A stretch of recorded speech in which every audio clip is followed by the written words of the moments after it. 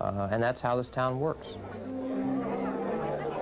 Volunteering personnel to help at the convention is only one way corporations make new friends and talk business with elected officials.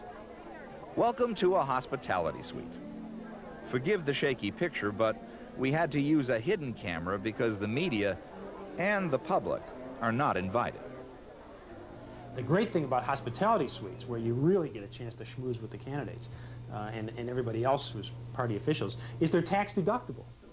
Taxpayers are underwriting a corporation's ability to schmooze with a politician?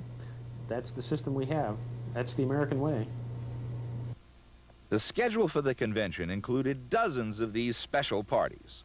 One was open 24 hours a day for the duration of the convention. It was sponsored by Philip Morris. But when reporter Sheila Kaplan showed up at the Regal Suite, this is what happened. It's not a hospitality suite. It is it's a not? working office. Is there a hospitality suite up there?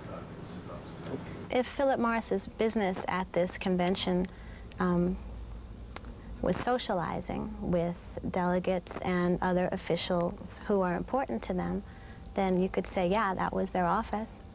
And here's what happened when Kaplan visited the National Republican Congressional Committee media room and merely asked which corporation was paying the tab for that evening's fundraiser. You're not going to... now, who's the sponsor? I don't have that information, honestly. Do you have it, or do you not want to release it? I don't have the information. I don't know. Okay. How come earlier today you said you knew, but you didn't want to say? I thank you. I thank you.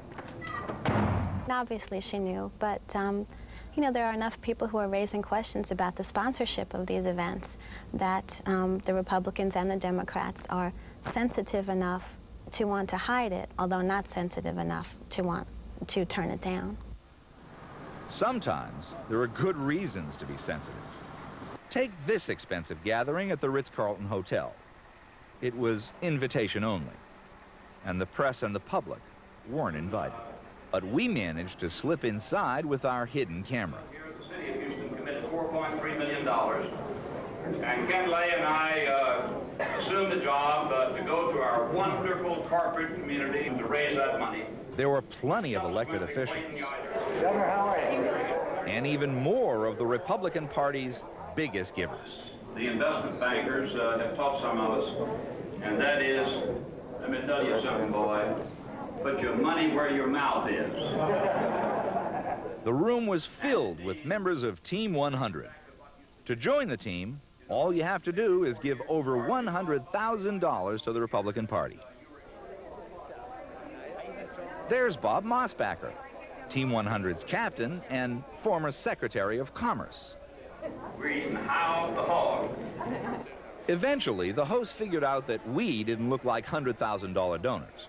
Oh, well, you're not invited to this party. This is a private party, so I'd like to ask you to leave. No surprise there.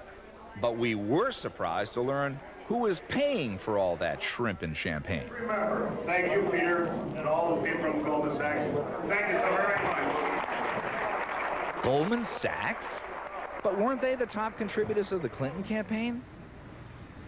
Wall Street isn't going to lose anything, no matter who wins the election. One of the things we find, in fact, is that when we look at the top contributors to the Bush campaign, number 5 on the list, Goldman Sachs and Company. They're covering their bets. They're giving to both sides. They're hosting hospitality suites in both the Democratic convention in New York and the Republican convention in Houston. Whoever wins, Goldman Sachs is going to be covered. Good morning. Good morning. The conventions were non-stop parties, and many of the partygoers were both. Did your companies both contribute to the Democratic convention as well? Yes, we did. But why spend lavish amounts of money on both candidates? Isn't the idea behind democracy to choose? That's not the idea at all. What's the idea? The idea is to support the political process. Of all the parties in Houston, this was the one to be seen at. The RNC fundraiser sponsored by ARCO. The givers were proud to show their colors. An Eagles badge says that you gave at least $15,000 to the Republican Party. And this coveted badge says you had an extra $100,000 to help support the political process. To the people at ARCO, there were good reasons to spend all this money.